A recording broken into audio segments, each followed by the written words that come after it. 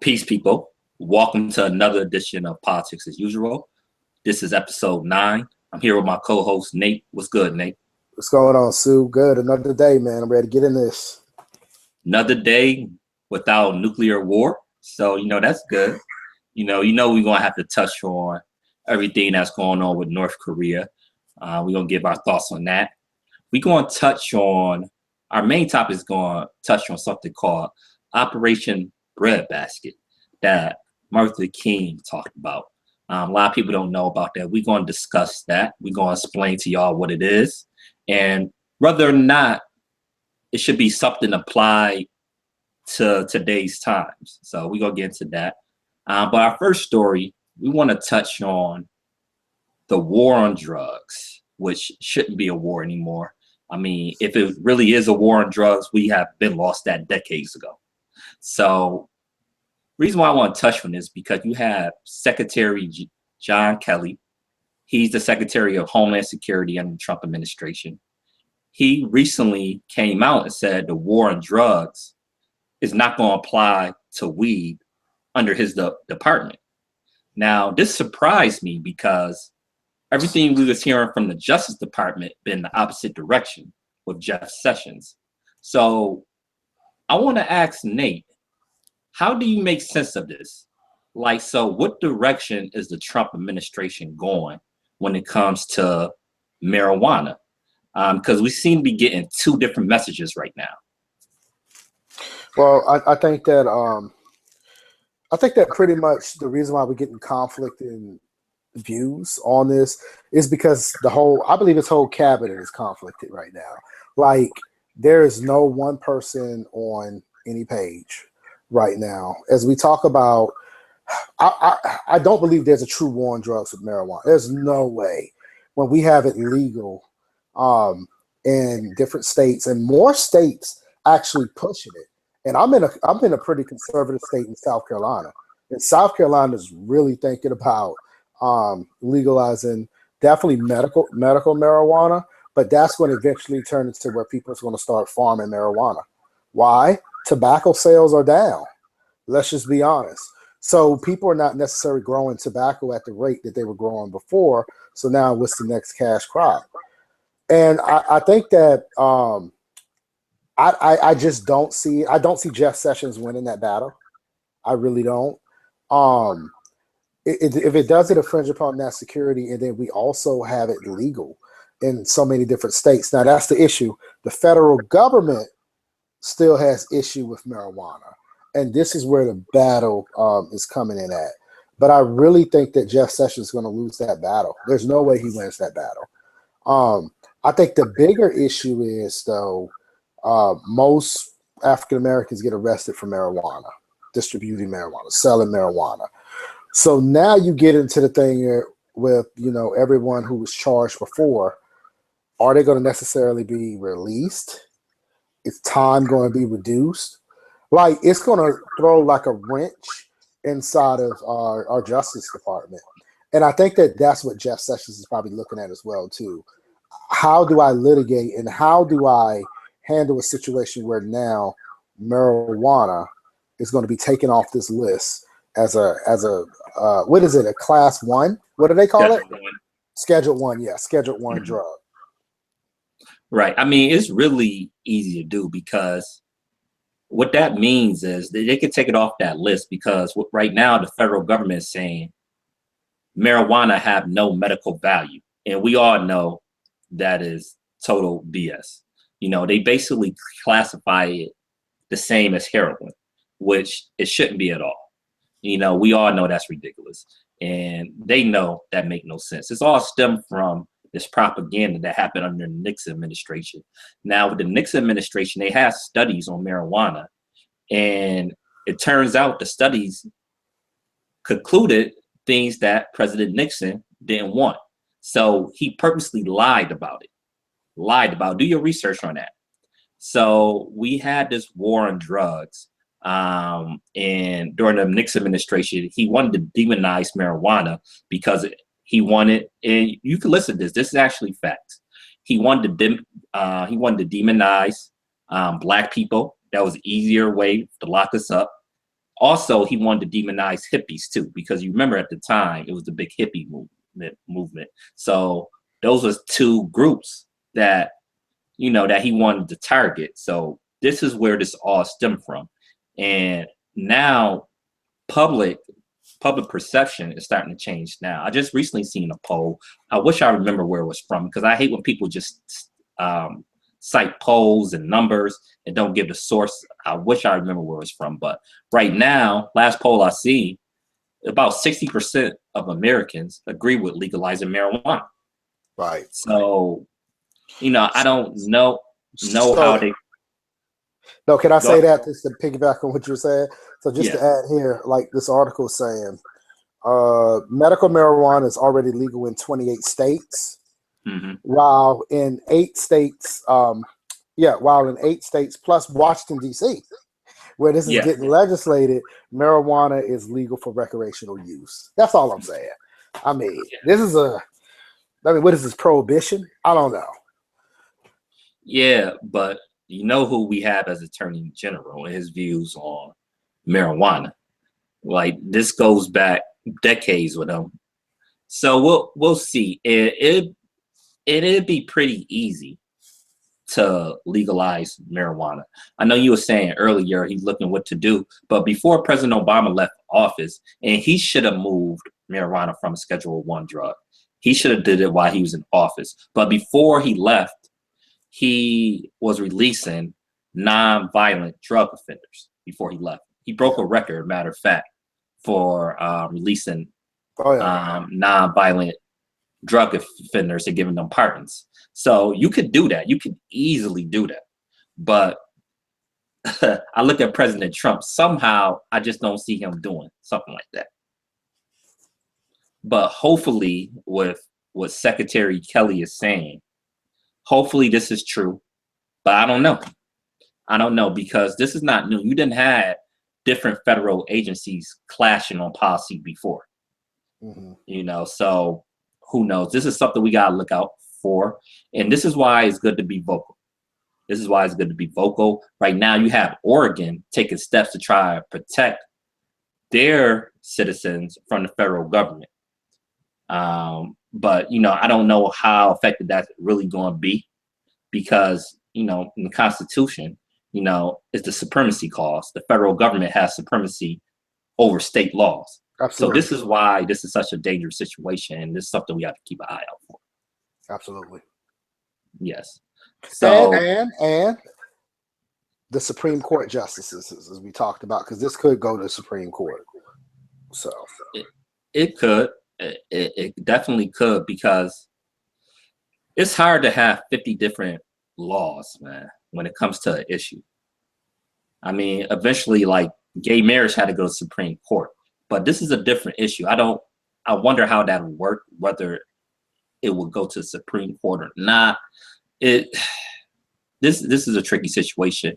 Right now, Representative Tulsi, I think Tulsi Gabbard is her name.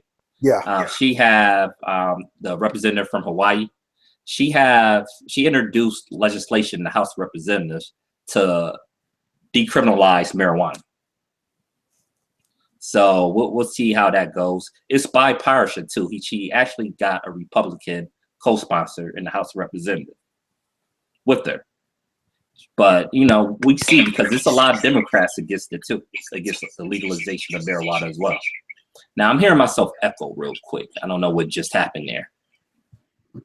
Now, hopefully, let's see. Yeah, I'm still hearing a little echo. I don't know what just happened there. You turn mine down. All right. Yeah, okay. I turned the Yeah, I volume think down. I'm good now. Back with it. Okay. So also with Tulsi, this is a side note. Get used to hearing that name. I wouldn't be surprised if she run for president in 2022. She's a dark horse candidate that you need to keep an eye out for, because I'll tell you why. Because she actually had a position in DNC. She was the deputy chair. She stepped down, supported Bernie Sanders, Right. in the primary. So progressives really like her. She just introduced this bill right here. She's been one of the strongest critics against Syria, against what Trump been doing in Syria.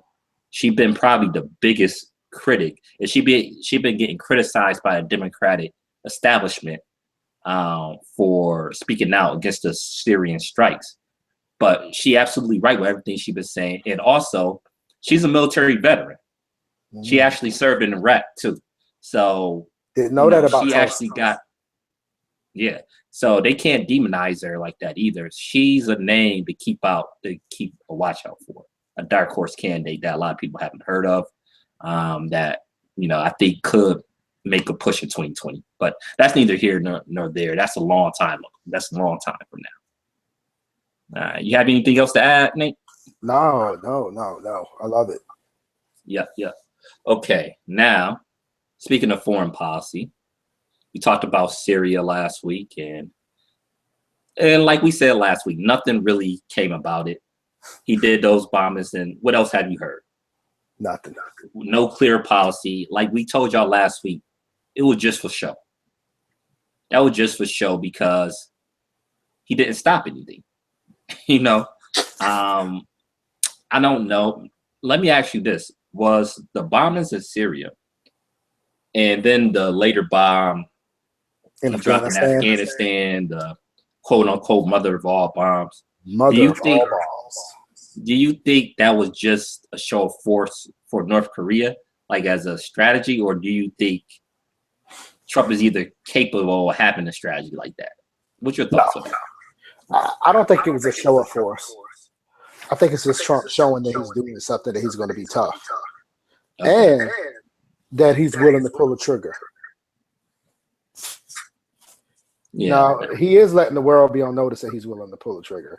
And let's remember, during his campaign, what he said he bombed the hell. I forgot what he said. I don't know if it was bomb the hell or bomb the shit. Yeah. Right. Okay. And did he really affect ISIS in Afghanistan? I don't think so. Yeah. And my thing is this, this is where the media is failing. Like, if I got a chance to ask the administration anything, and even the last administration and the administration before that, because these wars is going on 3 administrations right now. It's really ridiculous. What is the end goal? What do victory look like? Is it going to be like 1984? We was always at war with East Asia. Is it going to be like that, where we just always at no end in sight? Like, what is the goals here? Okay, you eradicate ISIS, another group going forward. Now in Afghanistan, you have ISIS and the Taliban fighting each other. Well, the same thing we're saying about Syria too. Mm-hmm. Same thing that happened in Libya. Oh yeah. People look at what's going on in Libya, and this is another failure of the media. Have you heard anything about Libya on CNN, MSNBC, nope. Fox? They not mentioning what's going on in Libya. Libya is a total disaster. And we did an intervention in 2009. And actually, President Obama said that was the biggest mistake of his presidency. Mm-hmm. Should have never went in. He said he should have never went in. And these are things that the media is not saying. They just like constantly driving up consensus to try to go to war. And it's really frustrating. I'm actually more, believe it or not, frustrated at the media than I am at the Trump administration. Because it's good for TV too, though. It's good for TV. Right. I mean, they're trying to generate, I believe, with this whole North Korea situation, I believe they're trying to drill up that same emotion that was there with the whole Cold War situation. Where it's like, oh my God, even though I'm not saying that North Korea has the nuclear capability of what the Soviet Union had at that time, but let's be real, North Korea is not going to back down. So this is a very interesting situation here. Very interesting situation. Yeah. You know what though? I don't actually think anything gonna go down. And maybe I'm just being optimistic. But at the end of the day, I think some type of deal is going to be brokered. Yeah. I hope I'm right, because it'd be a disaster if the U.S. and North Korea get into a conflict. There's going to be a lot of people to die. North Korea, even without you take out the nuclear weapons alone, they have a lot of people, man. They have a lot of people. They have a huge army. I mean, it's not going to be like Iraq or Afghanistan. And we're not even talking about the insurgency once you take out the military afterwards. It'd be hard to take out their military. I mean, I think we eventually would do so, but it won't be easy. And even if you do, how would the people there react? That creates another issue. Here we go again. Now we have another issue. Who takes over after? Who takes over after Kim Jong-un? I don't know. And whoever take over, is it going to be somebody the U.S. sponsor that the people really don't acknowledge? Because that's been the problem with Afghanistan. Because Afghanistan and Iraq have governments friendly towards the United States, that the United States help put in power, but the people don't respect it. So again, it happened in Libya too. Again, like everybody forgets about. That's what happened. Okay, once you take out the military, now what? Well, now another head's going to grow. Another head's going to grow. You weaken Al Qaeda. What happened after you weaken Al Qaeda? ISIS show up. Mm-hmm. Okay, so this is a continuous cycle. This is the questions that people need to ask. Okay, what is your goals? If you're the goal should be in North Korea, just help stop the nuclear program. And it's hard. And the thing is, we don't think about it like this. It's hard for us to tell countries that, because we have nuclear weapons all over the place. And, we are the only country to ever drop a nuclear bomb. So it's hard to tell other countries not to develop their nuclear technology. But, with that said, I still support stopping North Korea from getting a nuclear weapon, just because nuclear weapons is so dangerous. I don't think any more countries need to have nuclear weapons. As a matter of fact, the countries that do have nuclear weapons, I wish we could get rid of them. I really do. This is something that I wish was never formed. But once technology formed, you can never pull back technology, unfortunately. Mm-hmm. Just a dangerous situation. So I think a deal is going to be brokered, though, because I think China is going to help step in.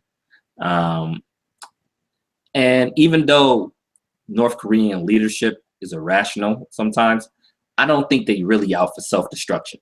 I think the bluster and all those comments is to show the U.S. that, if they strike or try to take them out, that they will fight back with everything they have. Mm-hmm. So, and believe it or not, I don't really think even the military industrial complex, I don't even think they really want war with North Korea, to be honest. Because as far as I know, I don't think North Korea is a natural resource haven or anything like that. There's no oil in North Korea. So, and even Afghanistan, they have gas, they have a pipeline. I don't know what would be the economic benefit of going into North Korea. So that's why I say that it might not happen. Yeah, and Afghanistan also had heroin too. That's a whole other story. Yeah, that's another story that's underreported. Yep. U.S. troops actually guarding, those fields, the opium fields. So it is what it is. It is what it is. So if you could call it right now, Nate, do you think we actually going to do a preemptive strike on North Korea? Absolutely not. No, you don't think so? I don't think it's going to be nothing. And I think I was looking at a report, then I actually read up on it. North Korea is one of the most isolated countries in the world, and I think this is just North Korea's way to say, hey, you need to recognize me. You need to broker some type of deal with me. If you don't want us to develop these nuclear weapons, we need something. We want to be to the table. I believe if somebody put North Korea to the table, and I'm not saying we should do this now, but I'm just saying this is North Korea's tactic. If North Korea is invited to a table all of this would stop. They're the most isolated country as far as a button superpower, and all of the, Russia, everybody else is at the table, not North Korea. China is at the table, not North Korea. And I think they're really trying to throw their name in that hat, as people say, and really be recognized as a true superpower. That's what they're flexing about. And I think we know that. We know strategically we don't gain anything going to war against North Korea. Anything. There's not one thing that we gain for going in there. And ultimately, China don't want us to go and fight North Korea. So, I mean, there's nothing to gain. So I see this as one of these things where you got two kids in the schoolyard, and both of them selling some wolf tickets, and ain't nobody going to throw the first blow. They're just making noise. And every day they go at it. Hopefully. I tend to agree with your last statement. I think that's really what it is. But, we have Trump. You never really know what Trump's going to do. You think he would not bomb? I don't think he would bomb. He would not. I don't think he would. I don't think so either. Yeah, I don't think so either. But you never know with Trump. And, Kim Jong-un is not the most stable leader in the world either. So, right. So again, I don't think it's nothing going to happen. But, this is something we got to watch. And we got to let it be known that we have no appetite for war right now. Right. Because, the mainstream media just, I don't know, like you said, maybe because it's good for their ratings, they love war. Hey, man, they're hyping up a fight, man. You know what I'm saying? This is like hyping up a fight. Like, right. You get people to tune in. You get people to watch, just like how boxers talk trash to each other, yep. Want to fight at the weigh-in, yep. That draws people in, get the excitement up. Yeah, that's all we really got to do is call Dennis Rodman. He'll settle everything. He'll go over there. Him and Kim Jong-un are tight. He was tight with Kim Jong-il, his father. Yeah. So, Dennis Rodman can solve all this. Dennis Rodman probably like Trump, too. So, Dennis Rodman might really be the key. Maybe. So, our last topic for the night is something that some of our audience might have never heard of. I'm going to pass it to Nate. I'm going to let him explain what it is. And, I have a few questions for him. Mm-hmm. So, can you tell the people about Operation Breadbasket and what was that? Yeah, so Operation Breadbasket was started in 1964, and it was definitely founded by the Southern Christian Leadership, which is SNCC. And the main idea of Operation Breadbasket, and Dr. Martin Luther King was one of the key components of this. And if you study history, anything about history, anything about Dr. Martin Luther King, he kind of made a turn from that whole I have a dream, which Black History Month, that's all you pretty much hear. I have a dream. But nobody ever talks about Operation Breadbasket and some of his more harder economic views and his war on poverty, as we talk about war today, how he did not like the fact that we went into Vietnam. The Vietnam War talked about how Black soldiers were killed at more of an alarming rate. But Operation Breadbasket, and I'm just going to read this right quick. It was an organization that was dedicated. So it was an organization within an organization. It was an organization inside of SNCC, but it was an organization that was dedicated to improving the economic conditions of Black communities across the United States of America. So they would take those real hard hit areas like Detroit, Chicago, Atlanta, and they would take these issues where if stores if stores had a contract with a supplier and the supplier had discriminatory tactics against African Americans, they would go out there and protest and shut it down. So they got a lot of things done. But the other thing with Operation Breadbasket that Martin Luther King talked about, and I think, and he spoke about this in 1967, please, and maybe we'll send them the link to this. It's a long speech, but if you go on YouTube, it's kind of broken up in different parts. But his speech was, where do we go from here? And if you go to that speech and you listen to that speech, you will hear him talk about the whole view of Operation Breadbasket and where we're going. So And Sue, I'm gonna toss this to you here. So we talked about Operation Breadbasket, but one of the other key areas that Martin Luther King was pushing within this organization was the fact that we should have an annual base income, which means at that time that because of the harsh conditions in our communities, the discriminating practices, that African Americans should be awarded a annual salary, whatever that base salary was. And he was kind of leaning on pastors and other community leaders to talk to their politicians to really push this. Now, he started talking this in 1967. We all know he was assassinated in 68. So after he was assassinated, Jesse Jackson and Abernathy, they kind of had difference in opinions. And then pretty much Jesse Jackson left, started another economic group. I forgot what his group was called. Rainbow Push. Push. Yep. Yeah, The the Rainbow Push Coalition. That's where that came. Abernathy, they kind of had some leadership in Operation Breadbasket, but then it just crumbled. Which we can talk about that on another scale of things. But Sue, I want to know your feelings about that. Do you think that Operation Breadbasket is still relevant today? That's my first question. And then my second question to you, how do you feel about that annual income? Well, yes, I do think it's still relevant today because unfortunately, as far as economics are concerned, we haven't made that much progress since the civil rights era.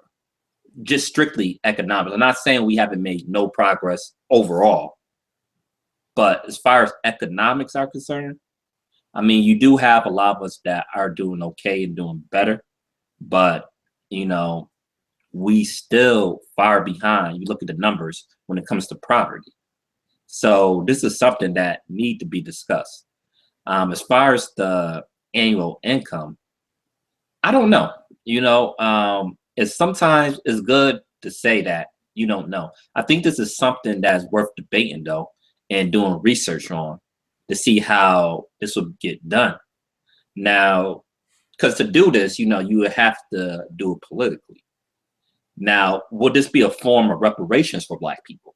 Mm-hmm. Or is this just going to be something for everybody from poor neighborhoods? Because I definitely a supporter of reparations. Right. Now, if you're talking about just everybody from poor neighborhoods, I mean, I will still listen, but I would be more amped to do so if it was reparations. If that makes sense to you. Yes. Yes. I agree with that philosophy. And at that time, we really probably need to start debating this and researching this and pushing this out there. At that time, when Martin Luther King floated this out there, he estimated that it would cost the United States government $2 billion to fund this for every Black community in America. And that was back then now. So, money's different. Oh, can I ask you a quick question? Yes, Let me interject real quick. Yes. Now, when Dr. Martin Luther King was talking about it, was he talking about just Black communities? He was talking about Black communities. Yeah, okay. He was talking about just Black communities because that's what Operation Breadbasket focused on. Okay. Yes. So what was happening was, and what still happening now, he said, hey, we have Black contractors who are in areas, they're not getting the contracts and getting the jobs. So what he was saying, why don't we put these Black contractors and other people to work within their own communities to build up their own communities, because we need our infrastructure to be stronger. And I didn't mention that earlier, but that was the other side of that too. Like reinvesting that money. And it's actually, you talk about it, redistributing the wealth, but redistributing the wealth, people hate that term, but that's what it is, to have people build up their communities so people can get the contracts. And we see it today. And I talk to a lot of contractors today where it's hard for them to get a bid in a city where predominantly white contractors get like your big multi-million-dollar deals to build within cities. So it is still an issue that we're facing today. And that was definitely an issue back in 1967. Right. Definitely. Definitely. And the way that you explain it and the way that Dr. Martin Luther King had it for Black communities, I definitely support that. As far as the annual stipend, it'd be interesting to see what effect will that have on us. I'm not against it, but one of the things I think we have to do is, as a people, is start thinking about money a little differently. Because with that, a lot of us have bad spending habits. True. And, I guess the same argument for reparations could be made. But my thing with reparations is that's something that's owed to us. So even if people waste, because you hear the argument that, people will waste the money. I'm like, I don't care. It's owed to us. That's something that us as a people need to get. And we need to stop just be like, oh, it never happened, blah, blah, blah. No, of course it never happened if you don't fight. You fight until you get what you want. Like you see progressives on the left, like especially white progressives, and a lot of Black progressives too, because the single payer bill was introduced in the House of Representatives by Representative John Connors, who's a Black congressman. But, right. Single payer is something that the liberal white left is always been a dream of them. And it didn't happen yet, but they're not giving up. They fight in tooth and nail to get what they want, even though people say it's impossible. We need to get the same attitude about stuff. We do. But as far as will it work and would it change the conditions, I don't know. What I guess studies would need to be done. What's the amount of money that will be needed to make that change? You know what I'm saying? Is it a certain level? How would it be? Would it be per month? So it just, I need more research, and we might get some of the answer, because last year we did on Always Black podcast, we did a story about this experiment they was doing, I believe in the Oakland area, where people was going to get a stipend per month.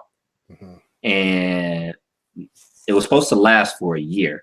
I got to check up on that story to see if it really happened, and what was the outcome of that? What was the data collected? So I don't know. What do you think about it? What do you think about the stipend portion of it? I think more research need to be done. I believe in it personally because, truth be told, have you ever looked up your mayor's salary, chief of police salary, people who work for the city salaries? They get paid well. And that's off of what money? Taxpayer money. And so there are people who are already living off stuff. And I'm not saying it's not a set income, but we already have systems that are already designed to build that way. There's no reason why. And if we think about it, let's even think about, we're not going to talk about healthcare tonight. We'll stay away from that. But let's be real. Donald Trump was talking about this week, and other politicians, oh yeah, let's go ahead and let the affordable healthcare collapse. I'm not going to sign off on insurance companies getting reimbursed, this and that.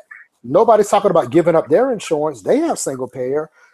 We got to start looking at it. There are Congress people who get paid by taxpayers' money, a stipend. If you want to think about it, a stipend to serve us inside of Congress or inside of the Senate or in the executive branch, or we're already doing it in a large scale.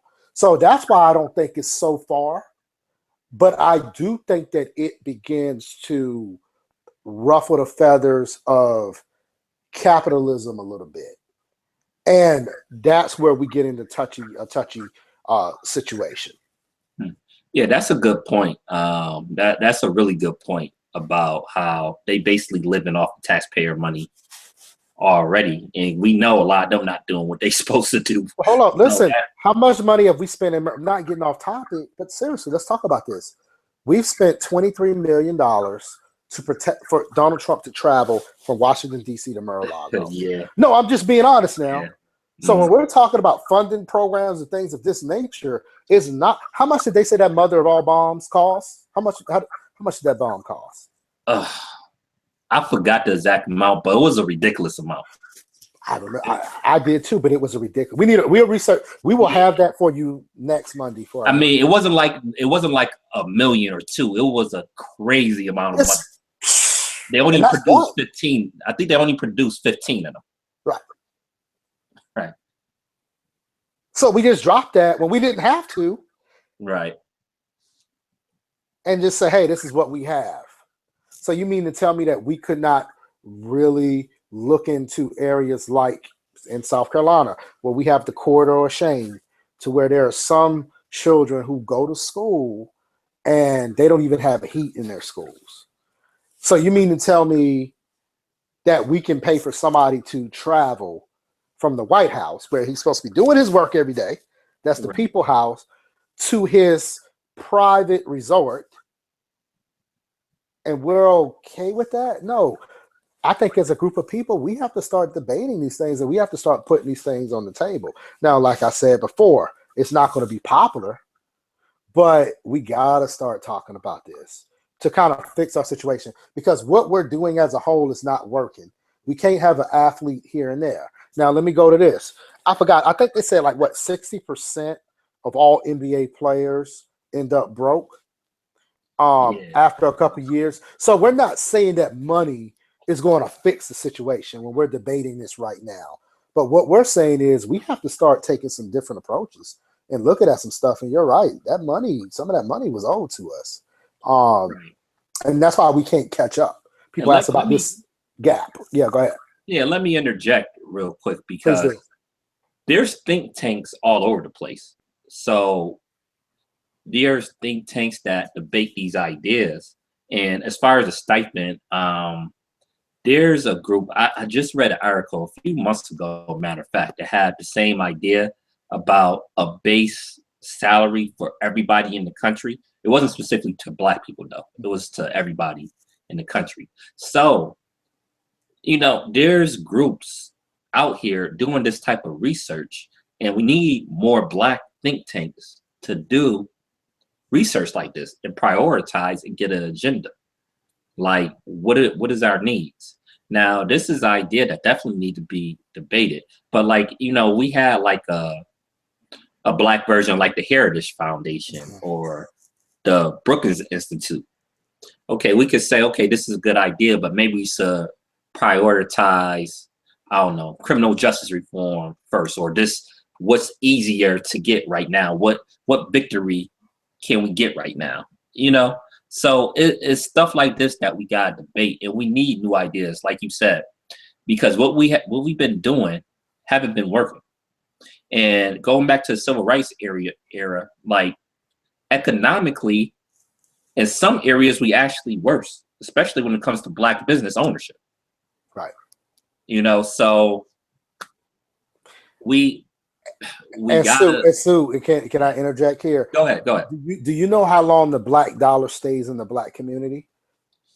Was it like 13 minutes or something like that? No, it's actually 6 hours. Just 6 hours, though. Okay. Particularly 6 hours. Not even a whole 8-hour shift day.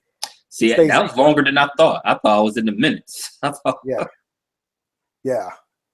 Oh, now I think part of that is during church time too. I ain't gonna talk about that today, but but I think part of that is when you collect it, got to count it up. I don't know what all goes into here, but yeah.